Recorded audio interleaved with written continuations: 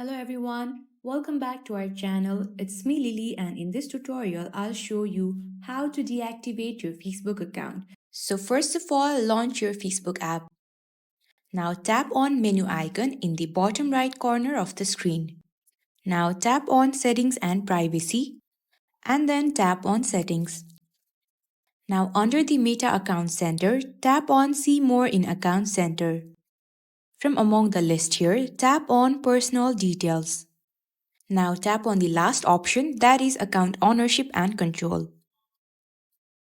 From these two choices, tap on deactivation or deletion. Now tap on the profile you would like to deactivate. Now as you can see, there are two options, deactivate and delete. If you would like to temporarily deactivate your account, then tap on the first option and choose continue. For security concerns, you will have to type in your password to deactivate, so type in your password. After you are done, tap on continue.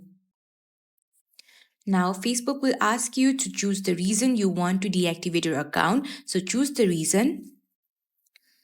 And after that, scroll down and tap on continue. Again, tap on continue. Now to confirm your deactivation, tap on deactivate my account. And therefore you have successfully deactivated your Facebook account.